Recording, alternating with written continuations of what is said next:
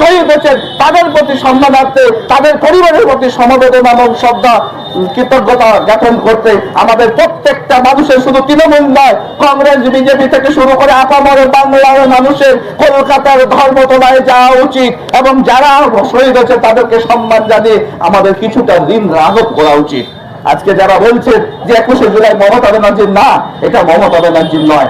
আপনারা হচ্ছেন কৃতজ্ঞ, আপনারা উপকারিতা স্বীকার করতে চান না, ভাই আপনারা দূরে গেছেন। মমতা ব্যানার্জি কিন্তু ভুলে যায়নি। শরীয়তুল্লাহ বলে কিছুক্ষণ আগে বলেছিলেন যে মমতা ব্যানার্জির মনে শহীদরা ছিলেন, তিনি শহীদ দিবস সেইভাবে পালন করতে পারেননি। 2011 সালে ক্ষমতায় আসার পর এই শহীদ দিবসের মাধ্যমে তিনি কিন্তু সম্মান জানিয়েছিলেন এই শহীদদেরকে, এবং তখন থেকে 21শে জুলাই বড় আকারে পালন হচ্ছে। আজকে আমরা আমাদের এই সমস্ত তৃণমূল কংগ্রেসের নেতৃত্ব এবং কর্মীবৃন্দ শুভাকাঙ্ক্ষীদের উদ্দেশ্যে একটাই কথা বলবো, আমাদেরকে 21শে জুলাই যেতেই হবে। 21শে জুলাই গেলে পরে যেইভাবে বিজেপি সহ তিনটা দল একত্রিত ভাবে মমতা ব্যানার্জি এবং তৃণমূলের এগেনস্টে অপপ্রচার চালাচ্ছে, সেই অপপ্রচারের দ্বারা অনেকে হয়তো আমরা মালিন্য হয়ে যাচ্ছি বা হীনমন্যতায় ভুগছি, যে হয়তো বোধহয় যেভাবে টিভি রেডিওতে দেখাচ্ছে হয়তো বোধহয় মমতা ব্যানার্জি আর থাকবে না, হয়তো বা বিজেপি চলে আসবে। এটা ভাবার কিছু নেই বন্ধুগণ।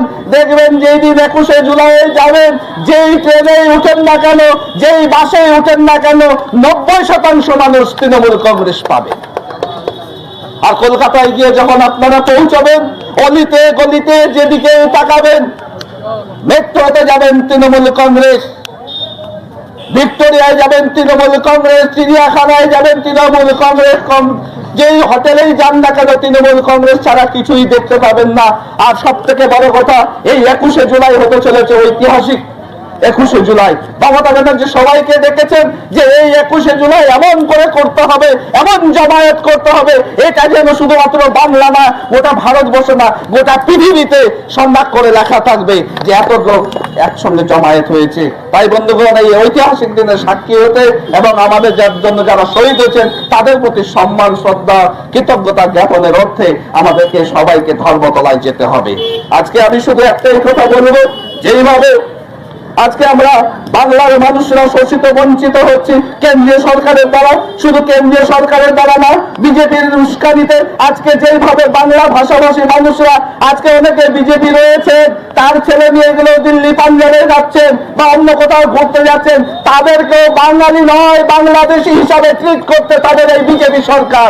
যখন নিজের ছেলের চামড়া উঠবে তখনই বুঝবে যে বাংলা হচ্ছে আমাদের, বাংলার স্বার্থে, বাংলা সার্বভৌমত্বের স্বার্থে, বাংলার উন্নয়নের স্বার্থে আমাদেরকে এক হওয়া উচিত। আজকে বিজেপিদেরকে